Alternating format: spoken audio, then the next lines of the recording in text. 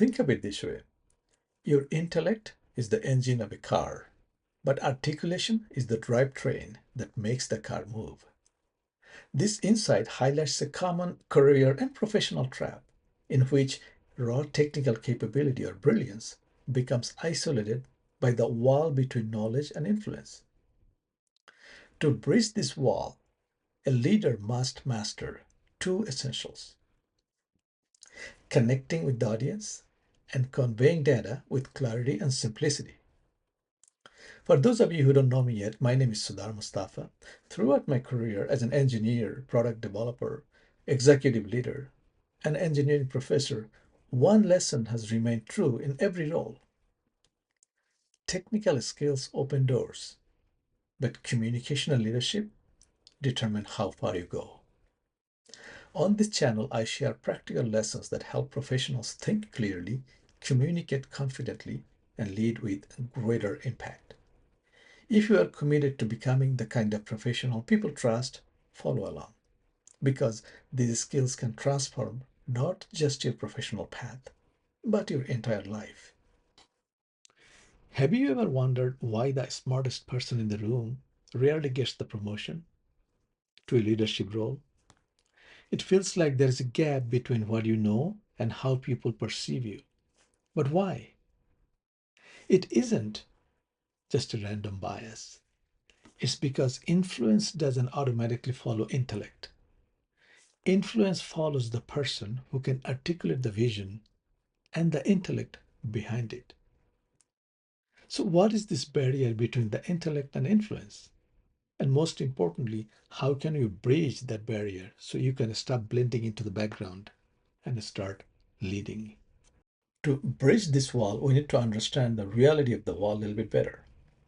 The wall exists because the skills required to generate idea or data are entirely different from those required to convey the data or message. But how exactly? Let's review. In communication, such as in an office presentation, the intellect person's primary focus is solving the problem correctly and leave it at that. The leader or the person with influence takes the same message a little further and focuses on getting people to care about the solution. Because of this primary focus, their communication styles differ. The intellect person provides detailed, data focused information. The leader provides simplified, vision driven, user focused information. He or she focuses on connecting with the audience and on clarity of the message that fits the audience. Hence, the overall goal for the intellect is to be right with raw data, whereas the leader's goal is to move the project to the next level or decision making with data as supporting evidence. Let's look at the blueprints to build over that wall. Now let's discuss how we can remove or bridge the wall with solid communication and leadership pillars. Regardless of your current skill level, here is how to improve your communication and leadership skills in 3 easiest steps. To command the room with your leadership presence and influence others, you need to master these 3 specific pillars: the voice, the structure, and the language. Once you have mastered these 3 pillars, the fourth pillar that keeps the structure balanced will emerge. This video will be a series. Today, I'll go over pillar number 1. Let's start with pillar number 1, your voice. Studies show that people evaluate your competence within the first 7 seconds of hearing you speak. How you deliver your words often matters more than the words themselves. But how is that possible? Because speaking is the transfer of energy from you to the listener, from the speaker to the listener. The words carry meaning and the energy you attach to them. That energy communicates how you feel. If you speak too fast, it signals anxiety and a lack of control.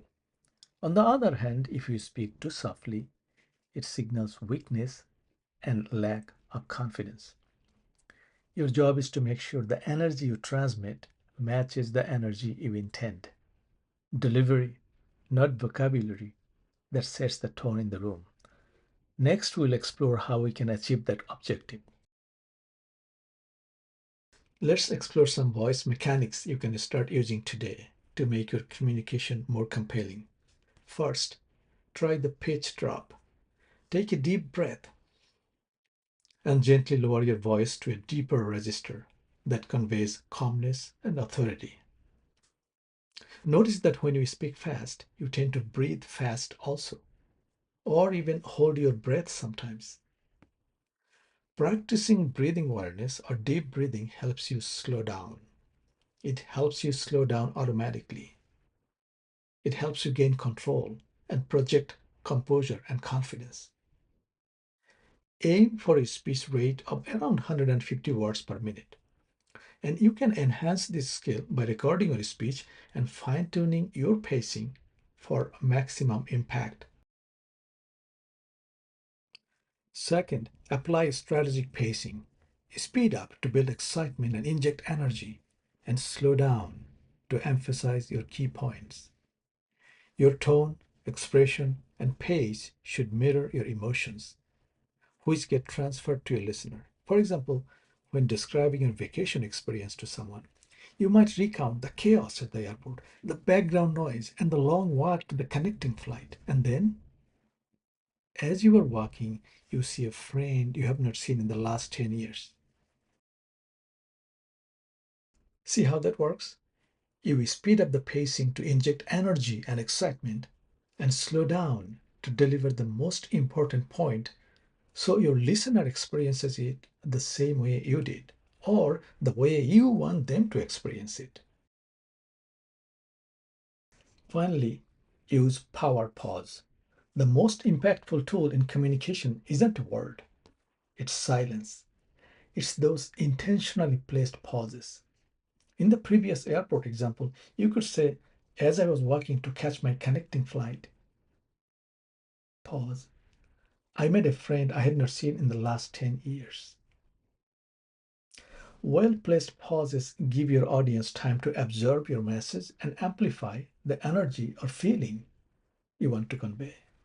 Let's bring it together into something you can practice this week.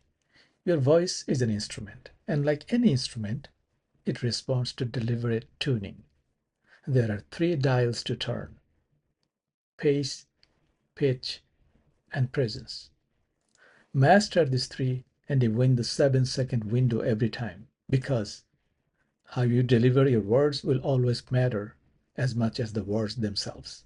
I have detailed these tools and techniques in my books, which you can find in the description below. Remember, great careers and professions aren't built by technical skills or a single set of skills alone. They are built by the ability to think clearly, communicate confidently, and lead with purpose. Please subscribe for the next lesson and learn more about upcoming events in the video description below. I'll see you in the next lesson.